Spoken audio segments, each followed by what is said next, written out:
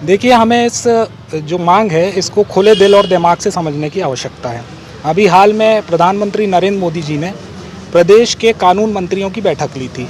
उस बैठक में उन्होंने ये बोला था कि अन्य जो देश हैं उन देशों में कानून बनने के साथ ही उसकी एक्सपायरी डेट निर्धारित कर दी जाती है। किसी भी क्षेत्र में यदि हम बात करें तो कानून बनते साथ ही उसकी एक्सपायरी डेट निर्धारित करने की जो सिस्टम है वो अपने देश में भी होना चाहिए। इस तरीके की पहल की जाए।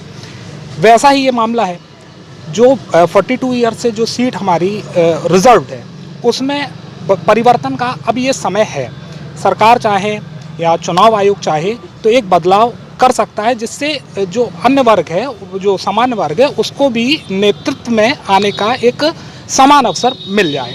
और जाहिर है कि एक बल्लेबाज यदि बैटिंग कर रहा है, लंबे समय से बैटिंग कर रहा है, तो हमें यही नहीं पता है कि दूसरा बल्लेबाज आके इससे भी अच्छी बैटिंग कर सकता है। जब तक उसको मौका नहीं मिलेगा तो हम कैसे कह सकते हैं कि बेहतर अवसर क्रिएट हो रहा है या सबको समान अधिकार मिल रहा है। तो ये प्रयास होने चाहिए और जोर शोर से होने चाहिए। क्यों आवश्यकता क्या है, ये बदलाव का दौर है और बहुत सारे ऐसे योग्य जनप्रतिनिधि हैं जो रिजर्वेशन के कारण सामान्य वर्ग से आते हैं, रिजर्वेशन के कारण उच्च पदों पे नहीं बैठ पा रहे हैं। आप हाल ही में देखे होंगे नगर पालिका चुनाव में आरक्षण प्रक्रिया थी, ठीक है, एक संवैधानिक प्रक्रिया थी, सबने स्वीकारा भी, लेकिन हालत ये हो गई थी कि पार्टी वाले ढूंढ के टिकट देना पड़ रहा था, क्योंकि पहले से जिनको हमने तय किया था कि भाई हमें इन्हें पार्टी देना है, ये बेहतर वार्ड का नेतृत्व कर सकते हैं, वो धरे के धरे रह गए। तो ये एक खामियाजा है, ये एक नेगेटिविटी है इस सिस्टम की। इस पर सुधार होना चाहिए, विचार होना चाहिए, मंथन होने चाहिए। और ये किसी के विरोध की बात नहीं है, ये बदलाव है, एक परिवर्तन है और ये परिवर्तन सबको स्वीकार करना चाहिए। सर, अभी ST आदि वर्ग से ये तो खैर जनता बताती है ना। अब ये आगामी चुनावों में पता चलेगा कि कौन कितना वादों में खरा उतरा है, नहीं उतरा है। ये तो आज का विषय है मंडला विधानसभा सीट जो 42 वर्ष से ST हो गई है। 42 वर्ष के पहले 80-82 में ये सीट सामान्य थी। उसमें पहली विधायक थी श्रीमती नारायणी देवी झा और दूसरे विधायक थे विजय दत्त झा जी, है ना।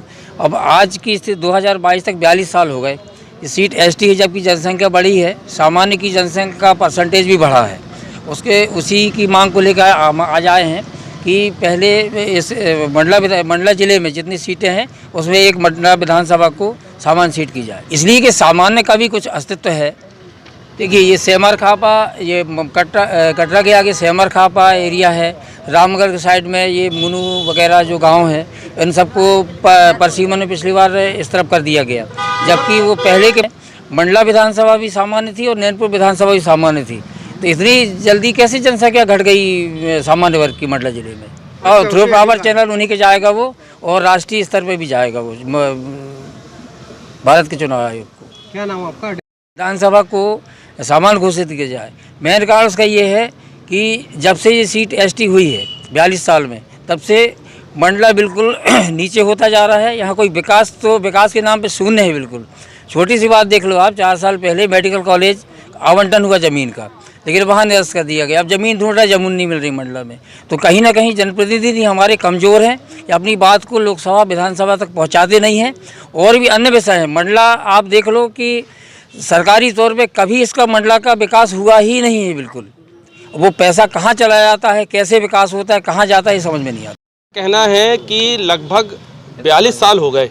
मंडला जो पहले सामान्य सीट थी, बहुत अच्छे विधायक थे, और 42 साल से निरंतर लगातार आदिवासी सीट है। और आज तक आप देखते आ रहे हैं, हमारे माननीय फग्गन सिंह कुलस्ते आदिवासी विधायक हैं। जितने भी विधायक हैं, आज तक उन्होंने मंडला के लिए कुछ नहीं किया, बल्कि मंडला की जनता को अपने कामों के लिए कहीं संघर्ष करना पड़ रहा है, कहीं रोड में आना पड़ रहा है, रेल लाइन देख लो, कहीं भी देख लो।